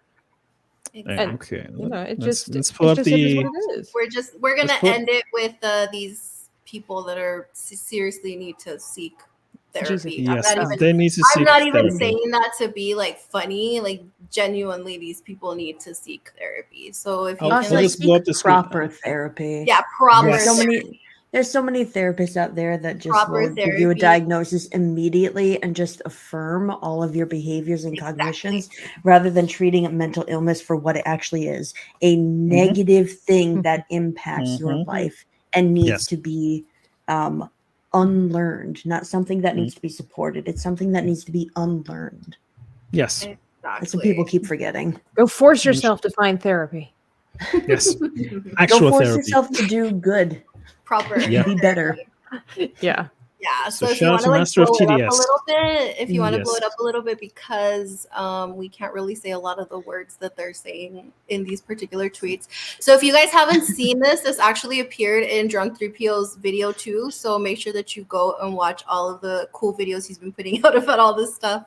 And then Disbrew, Jeremy's putting out some stuff. Ryan, Gary, Mark Zero. Oh, I'm sorry. Mark Zero. He's part of that same crowd, right? Yes, he's part of the same crowd now too. So yeah, these are just some things that these people are saying. They're saying, F you, Disney, for canceling the Acolyte. You let the racist and sexist dude bros win and let a beautiful inclusive show die. F y'all for real. Like, okay, that sounds like a stable person. And then someone else actually added Star Wars 2 and said, at Star Wars, fun fact, if you don't retract the news about the Acolyte, you gave it 1 effing month, and then hashtag renew the Acolyte. Like, these people are crazy. I'm sorry. And then Well, that's the audience they curated, you know? yeah, someone else says the Acolyte canceled because of racist, effing, misogynistic jerks. I'm gonna all the Minecraft all the men. Like, really? Oh my gosh, these people sound insane. Then I am part of the problem. I'm part of the and then problem it that the show's not I'm running so anymore. sick of Star Wars fans. You will and go to hell. Like, the worst part of Mars Saw Taylor 7/29 is the improperly placed comma. That's the part. Yes. That's offensive, even to a foreigner like me. I don't like that. I hate to be the grammar person here, but yeah. This is all I ask of these people. If you're gonna be haters and be unhinged, at least do it well. Everything correctly. Make sure that you use proper grammar because sometimes they'll like say all these things. I don't even understand what they're trying to tell me. I mean, just look at this stable individual right here, writing in Chinese. What is it? Okay, Why I do you gotta hang read this two one. dead mice under your arm? Oh my God, what does that mean? I've never heard that before. What does that mean? That's probably a Chinese proverb. Oh my I wonder if some God. things just really got lost in translation. Yeah, I love this. Why do you But hang you know two what? dead mice? I'm gonna start using that as an insult. Even God has abandoned you with a jealous face. What the heck? The cheerleader in your school days ignored you. Your colleague next door after work forgot you.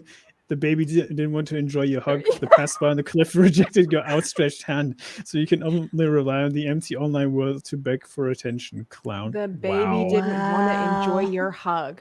That's what I'll be This saying. feels like a lot of projection. Like some of these are so specific. This sounds like a fever dream. Sure. How dare you hang 2 dead mice under your armpit? I'm gonna start using Yeah. that as an insult, though. That's kind of funny. I like it. Yeah. It's like What? don't even get me started. Some of these replies are cancer. I mean, It's I don't know just- where Master TDS finds these things, but it is blowing my mind. He's good at keeping. Yeah, he's good at finding like all these weird people. Him and like, I think they just Racer. come to him. I don't think he has to search very far. I think they just No, they come to No, him. you really They don't. I have so many people like in my replies constantly saying all this really stupid stuff. It's just how these people are. Yep, they're very unhinged. Let's just put it that way. And then the crazy thing is that a lot of them come and like reply in my comments being super rude, and then they get offended when I actually reply back to them and give them the same energy. And it's like, you do realize that you're in my comments, right? And then I always get hit with the, well, you're tweeting publicly. I'm allowed to. And it's like, okay, dude, but then why are you offended that I actually replied back to you? That reminds me of the conversation where some guy came into our replies, Lily, the other week when I was memeing on the guy and he called me like all the insults under the sun. Now, I even memed back his own meme to him with Lily's in my face. And I think he was a little bit butthurt about the fact that I actually memed back at him with that one. I think that's what caught him off guard, and he finally like stopped and left when he saw that a lot of people were just laughing at him because these people are just weird. And it's like, you're coming in to be rude. Expect the same energy back. Like if you come in and ask me I remember now. Have like a discussion, okay, I'll be willing to talk to you. But these people come in so aggressive and they're like, well, you guys just don't like anything and this and that. And then you give them the same energy and they're like, why are you being so rude to me? Why are you attacking me? Like and it's children. Like really? I remember the catalyst of it now. Wasn't it because of Cyrex having the Wakandan accent? Yeah. That was the catalyst of it all. Oh man, I didn't even include that, but yeah, we'll get to it when that pops up in the news again, which I'm sure it will. But another thing that popped up into the news that we're excited to be talking about is we got a couple of posters and we're starting the press for the Crow that's going to be coming out. And I've never seen the first one. It's not my. There you go. Okay. Let me grab the links real quick. Yeah, everything looks not any better. Every single thing that keeps coming out, it makes me just not want to watch any of this. It makes my skin crawl, to be honest, that they actually want to push this even more and make it for a modern audience. Doesn't do them any favors, doesn't it? So let's see. Let's throw up the Variety article. Let's throw up the Variety article first, because that one's a bit of a doozy. There you go. The Crow reboot banned real guns after Brandon Lee's death on the original film set and the Rust tragedy. Well, thanks, Alec Baldwin. Yeah. Jeez. Yeah. So I included this one because I kind of appreciate the fact that they did consider what happened to Brandon Lee on the set of the original Crow, and they wanted to make this like a safety issue, especially what happened on the Rust set as well. So I added this in here just to say that yes, I know a lot of people were upset about that because I guess that the prop guns that they use don't look the same on screen, but at the same time, this did happen on the original film, so you'd see how they want to keep safety in mind, and I kind of appreciated that they did this. So I don't know, like, how do you guys feel about this? Didn't they additionally alter the weapons as well? Wasn't that like a whole kerfuffle as well, that they altered them in post so they don't look like real guns? Yeah, so that's the issue that people have with it. So when you use a prop gun, it doesn't look the same on film, so they actually have to go in there, spend a little bit more time to fix it to look realistic, you know. But I am willing to give them a little bit of a, you know. But how are people dying from prop guns? Well, no, if because you load them properly. Because apparently on a lot of sets they don't use prop guns. They're actually like real guns that they're using, but they're blanks that they're. So how are people dying from real? Well, on the set for Brandon Lee, I believe that somebody mixed up the gun when they gave it to the other actor who was supposed to, you know, shoot him in the scene. Shoot him. And instead of them being blanks, it was actually loaded with real bullets. How are there real bullets allowed on set? You know you're not going to use real bullets on set because that would be stupid. So who is providing real guns on real bullets on set? Loaded bullets. Who? Idiots. That doesn't make any sense to me. Even in the sense with like Alec Baldwin, all this kind of stuff. How? Number one, I mean, that was a whole other fiasco. How do you accidentally shoot somebody behind the camera? But it's just like, how are these people dying if they're not using real bullets? And if they're using real bullets, who is putting real bullets? Like, I mean, if that's your job, you should know what a real bullet looks like. Oh, there you go. Tara Crystal, highlight that comment. He put what actually happened. So it's a fake bullet fragment was in the chamber. Then when another fake bullet was shot, the fragment hit Lee and killed him. Okay. All right. Oh, how big was that fragment and where did it hit him? I think it was in the chest, right? It would. I mean, it's gonna have to hit something fatal if it was a fragment of a fake. Let me have a look at that, actually. Yeah, because we'll look into that. But no, I added this article for that point, is that they were kind of prioritizing safety, making sure that didn't happen again. Because he was shot in the abdomen.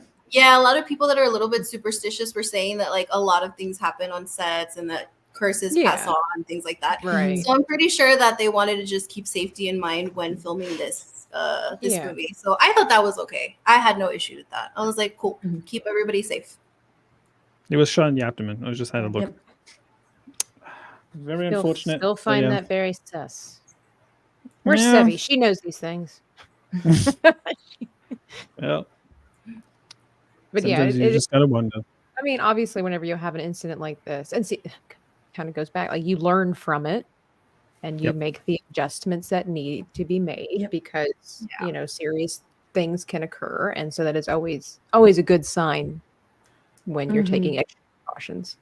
Yeah, I'm very torn on that though, personally. You're what? I'm very torn on like whether you should take away the guns or not, just because accidents do happen. And I do agree that, you know, like especially immediately after, I think it's a good idea to like take extra safety precautions. But when you just have a blanket statement of this one accident happened, so we're never going to do it again. That means people don't have the chance to learn from those mistakes. They don't have the chance to up safety. They don't have the chance to up their training on safety. And so now people don't even know how to use prop guns. And so more accidents are going to happen when you just try to shove that information away. So I do agree right after something happens, yes, you take extra safety precautions, maybe get rid of any kind of prop gun, anything like that. Fine. But after some time has passed, get back into it, learn from that, and bring it back. So again, I'm very torn on whether this was a good decision or not. Yeah, that's fair. Because you're right. I agree. Well, because without accidents, like you said, you never grow. So I mean, like technology can advance with this. I mean, this could lead to fake guns having the same, like, you know, for people to engineers and all these kinds of stuff to configure things that still look realistic, but have less and less of realism as far as the outcome or consequences. So exactly, this gives people the opportunity. Hey, we got to stop having it like this. What if we did it like this? I feel like it's also people get a little bit too comfortable with things, and maybe there's too many people that are responsible for all of this. And from what we kind of understood from what happened with Rust, there's someone who's responsible for all of these things. So only that person should be handling those props. It shouldn't be spread around to like, you know what, I prepared this. Can you like hand it to the actor or whatever? No, like the person who's in charge of that needs to be the only one that's involved with these props. It's the same thing like for example, my experience, So when I had to take care of patients and I pulled out medications, I'm not going to trust that to someone else and be like, here, give this medication to the patient in room 1. No, I'm responsible for that, because if that person hears me incorrectly and hands it to the wrong person, we have problems. So the only person that should be handling that is the weapons person. So, okay, here are your props. I'm responsible for them. I'm responsible for making sure that everything is working the way it is. I'm responsible for handing it to the actor. I'm responsible for taking it back from the actor and putting it away where it's supposed to go. And I feel like they get comfortable and they're like, everything's fine. Like, everyone knows what's happening. Like, okay, I'm going to delegate this to you. Like, you do this and that. And I think that's where they have a lot of issues with stuff. Of course. And they don't think it's a big deal because I trust them. They're a good person. It's not about, it's not about that. That's not how that works. It's just responsibility. You could have the best person in the world. Yeah, this is how accidents happen, unfortunately, and it really, really sucks. But, to put it on a happier note, I guess.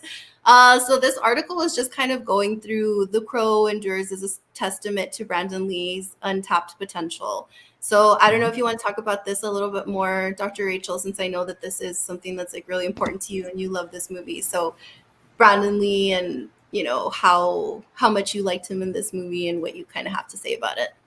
Oh yeah.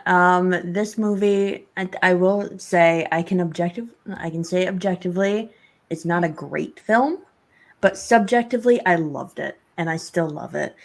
I just watched it when I was at that perfect teenager angsty kind of gothic leaning phase of my life, and so it just entered my life at like the exact moment when my mentality was right there with it, and I've just loved it since. That was actually the first soundtrack I ever bought, was the one to The Crow, and I was like 12 or something.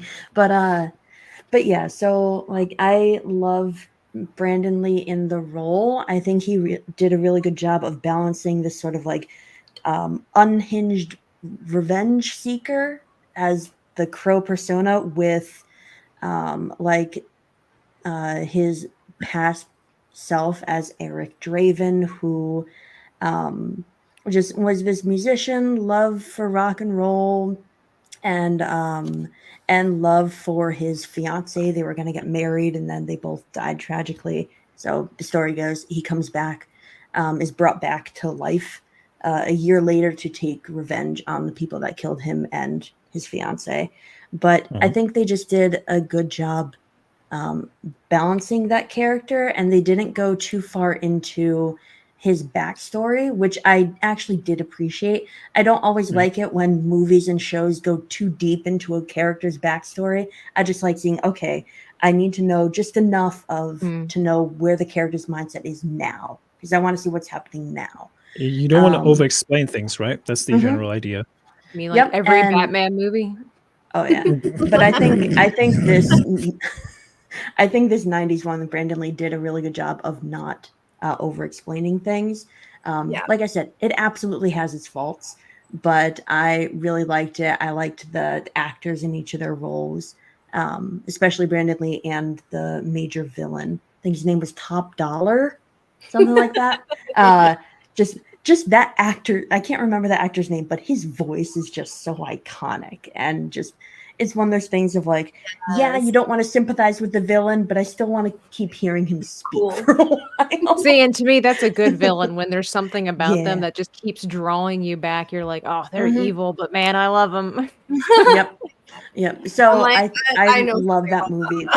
That's why that movie endures for me. So I haven't seen this new one yet, but it looks like it's getting absolutely roasted in critic scores right now. So this person that actually wrote this article gets into a little bit of why this is so like jarring for so many people, and then he says in the article, let's cut to the chase. The vibes are off here. Bill Skarsgård, coincidentally a John Wick alum, looks like a composite of Jared Leto's Joker and every white SoundCloud rapper hounding you to check out their mixtape. Yep. To be fair, he really does. I mean, just look at him. The biggest problem with the Crow reboot is that it exists in the first place, coming out 30 years after the original film became a somber, atmospheric cult hit steeped in real-life tragedy. For anyone who appreciates the Crow's grungy idiosyncrasies and the lead performance from the late Brandon Lee, the modern update feels less like a revival than a desecration of its predecessor's legacy. Wow, those are some good word choices. That's some good word choices right there. Impressive. So this person that wrote this must be like a huge fan of it too. And that's What a what hater. I hate them. They're trying to get the thing canceled. I don't appreciate that. To And be see, fair, this- I this think Miles Surrey. This Kudos is to like Miles the Surrey. this is like the thing though. This can exist, just don't call it the Crow. Call it something else. Try to do something original with it, and you can do all of that kind of stuff. But to sit here and tell us that this is like updating something that's a cult classic, something that like fans that I'm a casual fan too. I love this movie, but it doesn't mean to me what it means to Dr. Rachel. And to sit here and tell us that this is going to make us feel that same way is kind of offensive because you look at it and you're like, what is this? And even from what I remember, like before this movie came out, I think it was Ernie Hudson who played a major character in the 90s one. Yes. And Yes, I he believe did. also the director both came out and said, this is an insult to Brandon Lee's memory and we won't watch this new one. Like from what I remember, they both came out. So when people who worked on the original say this movie's an insult, you should probably take that as, you know, like And ask yourself why. a known perspective. Yeah. I mean, and it's just that like some things just shouldn't be remade.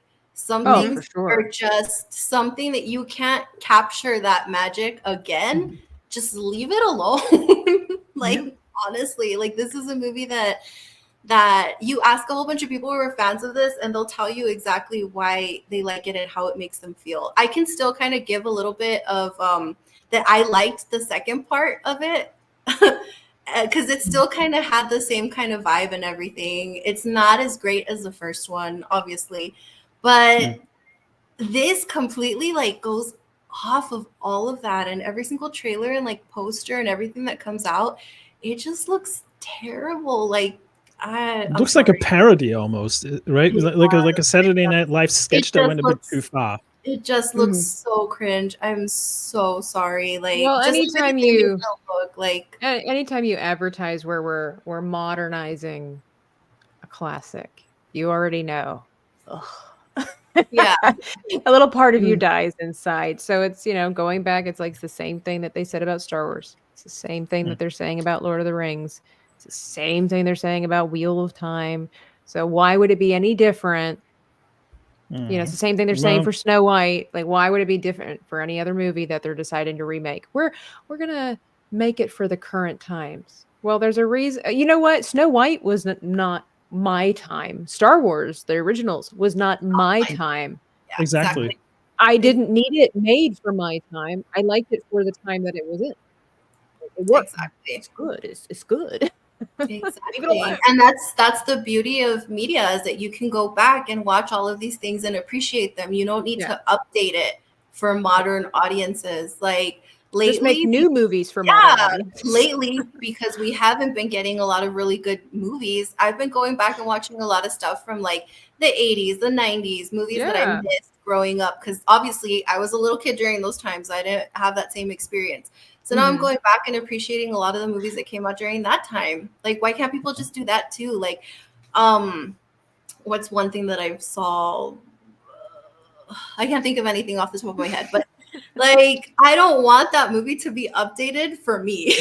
Like, I liked it because of what it already is. It's just, it's weird. It's weird with these people. It's But weird.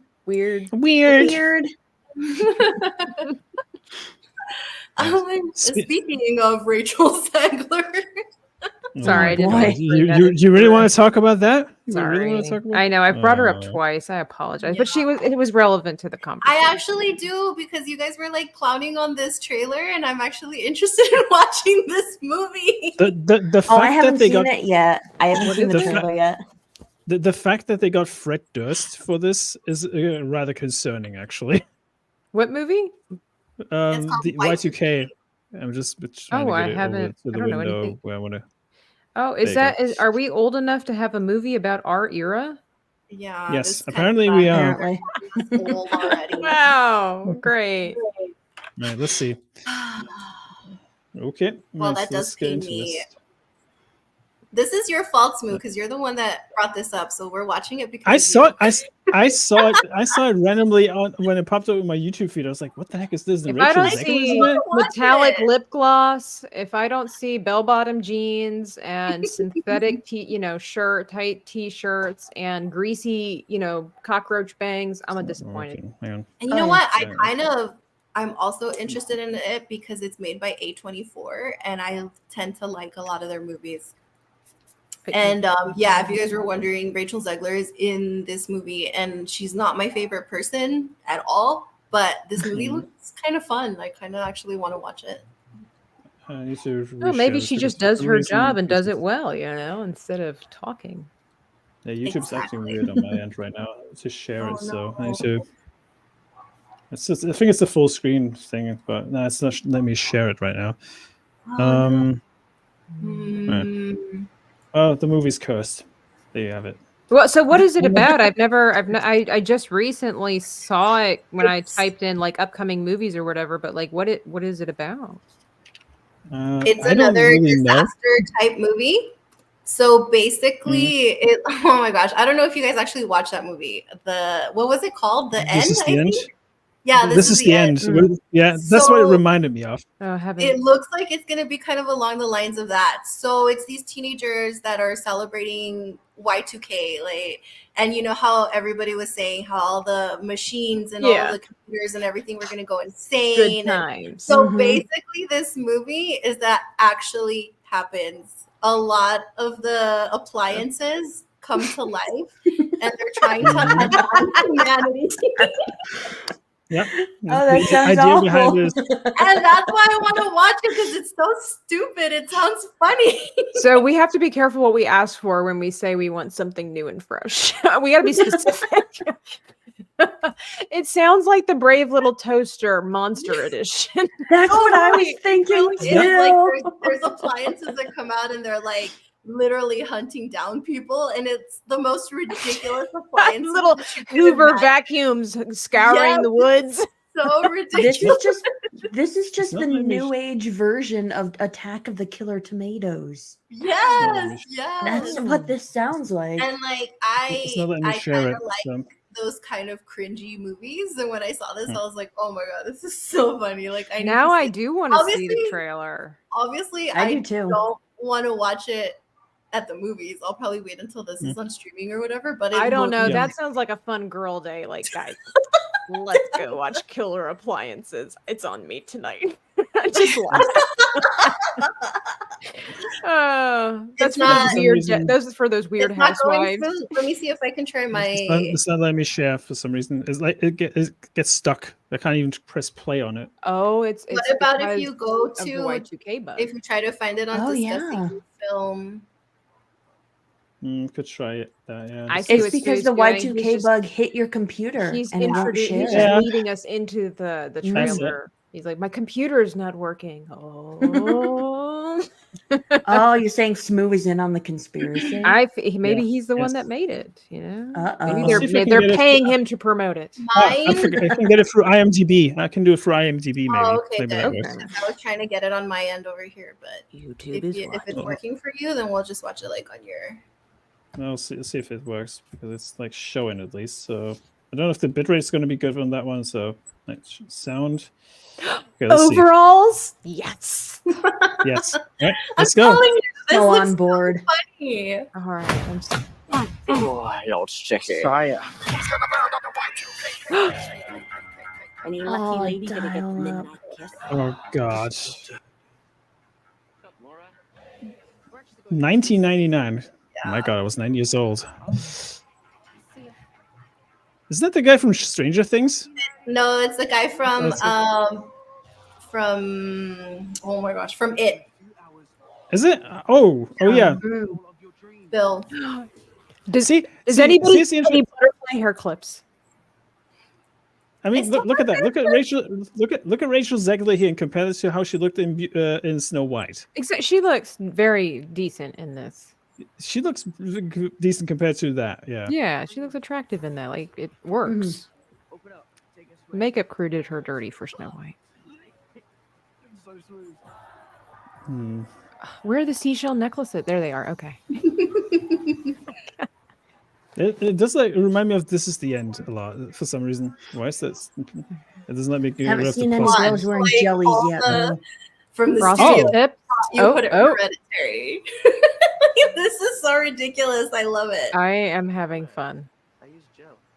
I use gel. Oh, light. Oh. Sorry, that's terrible. Wow. Yeah. I get a lot of This Is the End vibes from this. Yar goes crazy. It's got blood on.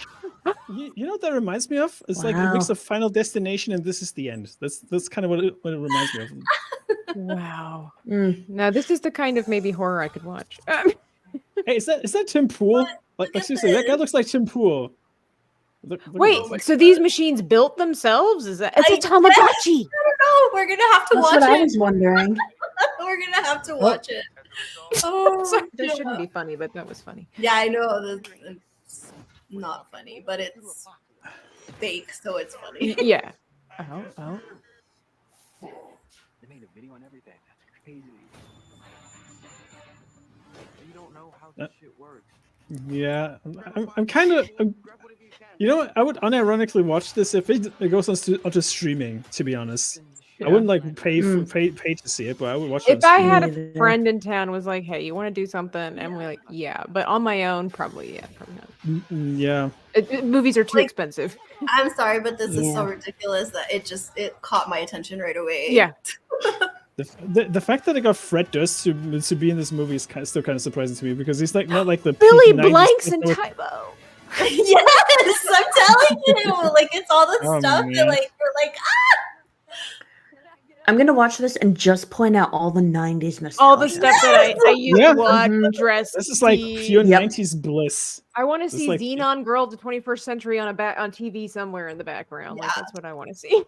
I'm telling you, this looks like fun. I actually want to watch it. It does. It looks so stupid but fun because it's nostalgic. So it is. Yep. See, look at that. We were talking about how it's like what a stupid movie plot or whatever like that, but we're laughing. It looks like fun. We're talking about seeing it, and it's like there you go. Movie companies, like you understand, like we will watch stupid crap if it's entertaining.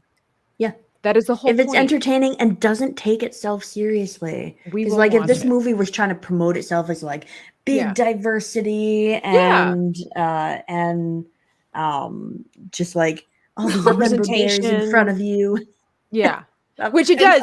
That's the thing is like this works for the member berries because you see we were all excited about. I saw that. I had That's that. true. But this works. This makes sense because it's literally a movie about the past. So you kind of have to have. Yeah. Member. And I don't think I don't really think they've been doing the press for it a lot yet. So I haven't heard how they're kind of promoting it. But so far, I haven't heard anything about like, go watch it. It's got like all of this stuff that's inclusive and blah. Like they haven't said anything. So hopefully they just don't get into all that and they just let us enjoy this really weird movie. I think the fact that they actually made a movie about it is kind of funny to me. I'm not gonna lie. But yeah. I guess it's our time for our generation to be made fun of. Yeah. That kind of makes me sad though, because that means that we're getting older, guys. Or old. Yeah. Like I'm okay with poking fun like this. Yeah. I'm okay with poking fun like this. Like when you go to Spirit Halloween or Party City and you see that our generation is now a costume. A costume. Yeah. So I'm like, we should do a formal protest to be like, my generation is not a costume. Yeah. As long as they don't bring it back to crisscross jeans, I'm okay. As long as they don't bring it back to crisscross jeans, I'm okay. Because that's the trend that needs to die. What are crisscross jeans? Are those really wide leg pant things that dudes were wearing? The ones you wear backwards in baggy pants that they wear backwards. And they need to stop doing that. I remember the really wide ones where dudes looked like they had legs of tree trunks and they had a bunch of loops on them. Yep. I remember hammer pants, but that's like 80s. And then when it was raining, like entire pant on the bottom was like all covered in mud. And let's not do that again. But yeah, I don't know. That just looks really fun. Fletcher. We got a question from the audience. I know. Why doesn't we love the new Crow movie? I don't actually. I'm not looking forward to it. Don't. In fact, That's that the day that movie- it comes out, I'm just gonna watch the old movie. There you go. That's what I'm planning. neutral on it because I can imagine I can imagine that the sales for the old movie will go through the roof thanks to this movie. Yeah. Actually. It will have the same effect as Borderlands did for the Borderlands movie did for the games. That people will flock to the games a lot more.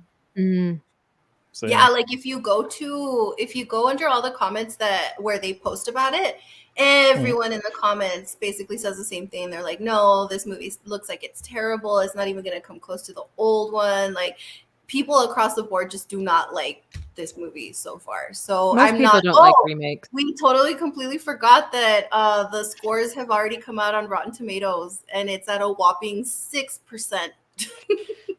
The Borderlands movie is coming straight to digital at the end of this month, believe it or not. Oh my gosh. Yep. So yeah, it had the same run as what was the other movie that flopped so hard? Madam Web.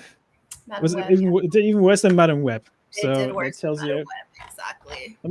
Let's see. Rotten Tomatoes. There you go. Let me just share that real quick. It is at a whopping 10%. Oh, it went up actually. No, not Borderlands. I was talking about The Crow. Well, that's okay. We can get The Crow. Let's see. My God, I can't spell today. It's weird. The Crow one is going up a little bit, but I'm not seeing changes in any of the reviews. Yeah. So there you go. Not that, we necessarily believe the critics all the time because they get it wrong a lot of the time. But yeah, this is at 19%. So I'm really curious to see when the audience scores start to drop to see what people are thinking about this. I mean, just what I find interesting is, have you noticed the little change they made? The little sneaky change that they're remarking here. The audience score is now the popcorn meter. It was before. It was before. I wonder how much Disney paid them for that change. A lot of money. I don't know. They don't have money to spend, so it's a good question. I mean, have you seen their stocks lately? They're below $90. Yeah, they're terrible. But yeah, ending it on that note, I guess we're going to go ahead and say bye for today. I think we roasted enough of the Acolyte and Mark Hamill and the Crow and everything else. And make sure that you guys tune in next week. We have a lot to say about Lord of the Rings, Rings of Prime, and War Hero. So make sure that you guys tune in next week for all of that as well. Yes. We're not done. We will be done. So, Smu, what have you got going on? I just uploaded another video to my gaming channel, which is the final video of a series that I started 7 months ago. That just was just uploaded to the Gaming with Smu channel. Apart from that, I might be streaming a little bit of PlayStation 2 nostalgia time splitters tomorrow at 8 a.m. Eastern. So if you want to check that out, come join me on the main channel, Smu the DJ. Other than that, you can always catch me here on Wednesday or Thursdays. Sorry, not Wednesday. My days are off. And Sundays, usually on my channel to stream a bit of Final Fantasy 14. And yeah, that's pretty much it at the moment. I'm going to be uploading a few videos or prepare some videos so you guys will be provided with content while I'm out and about in the across the pond. In the greater USA. Yes. And Tabitha, what have you got going on for the week? For the week? Well, more artwork. I'm working on editing some videos. I'm trying to make sure I stay a step ahead of the game since I'm releasing my summer art challenges. And in the future, I'm going to be looking to you, the audience, to give me some art challenges for the future because it's kind of fun as an artist to have other people's ideas given to you, and sometimes they're a wee bit crazy. I did have someone suggest to me at one time, what if Doctor Who met Star Trek's Borg at a tea party? I'm like, oh, Okay. And so I love the ideas that people have and then trying to figure out how to make that so that's fun. And then I'm also currently working on the chibi of Mr. Chucky, just kind of getting his hair taken care of right now. And so might have it available on my Etsy shop if they would stop taking down my listings, because the companies are saying that I'm infringing on copyright, which they're all caricature versions of these actual characters. So I'm not really sure what the problem is, given the fact that Etsy is flooded with actual representation of the characters for so many things. They took down all my Stargate stuff because MGM contacted Etsy. They took down my Death Note sticker that I just released. And so, but surprisingly, my Star Wars stuff is still up there. So if you enjoy Star Wars, I do have fun characters like Ahsoka and Darth Maul and Cara Dune, and which she's on the back of my phone. Here's the important question, Tabitha. Is Ahsoka folding her hands? No, I thought a more fun pose with her lightsabers. Oh, that's cute. They're all hand drawn by Tabitha. They look pretty rad. I've got one piece available as well, and working on some new ones. So I agree, Tara. Boo to Etsy. Boo. Yeah, eventually I'm going to be switching over. I just have not yet figured out what platform would be best for me. But at the moment, I have most all of my stuff that's still allowed on my Etsy shop. So. Yay. Nice. Well, hopefully you get that all figured out. So everybody go get what you can get at Tabitha's Etsy. Before they take me down. Before they take her down. And what have you got going on for the week? This week, not too much. Just like I said, getting organized with all my school stuff because it starts Monday. 2 different places plus my day jobs. It's going to be whole mess. In addition, next week I am Jen and I are flying back to Connecticut to visit my family. Probably do wedding planning stuff for the week. Nice. So I will be on stream just from a different background. Yes. She will be on location. I'll be on another location. But so Tabitha. But yeah. It's in terms of projects going on, Rangs of Power is starting next week, so I'll probably be doing weekly streams with Jed and a few others. I think that's going to be on Saturdays that we'll be doing those streams, just going through each episode, tearing it to shreds. It'll be fun. Otherwise, check out whatever I have going on. Videos for my channel, Outline Crafting. The project I'm working on right now is a special one for Nomi. Oh, so doing that. Are they little ear pillows? No, it's make the ear pillows. Come on, it's an anime prop. Come on, anime prop. Nice. I still think that I would love to watch Dr. Rachel review the show live. Like, as far as watch her watch the show live. That's not even in the book, you know. Just yell at the do it. Oh yeah, I'm sure we will. Can you imagine the Rohirrim riding in with ear pillows? Oh my gosh. If the shoe fits, you guys. They have to protect their ears from arrows, you know. Sure. Well, then they need both. And as for me, nothing really much going on right now. I'm just still stuck trying to study for my licensing exam too, so I'm a little stressed out. But that's why I needed that big old giant thing of coffee too, because I need it. That calms me down. It actually does not make me go crazy. Weird how that happens. Same. And then of course I am back, so you guys can catch me here every Thursday with our panel and Smu. Yay! And we have a really cool guest next week too, so make sure you guys are tuning in. It's going to be a really great show as well. And I believe I'm going to be back on Midnights at Espanol next week on Wednesday, so that is also at 12:30 Mountain Time. So make sure you guys are checking that out as well. And yeah, that's about it. Hopefully you guys had fun watching us kind of roast everything, and we'll see you guys next week. We'll bring marshmallows next time. Yes. Yeah, bring marshmallows. Bring marshmallows. So don't force yourself to have fun. Yeah, force yourself to have Don't fun. force yourself. Hashtag Go force yourself. On that note, adios, guys. Take care. Until next week. Bye.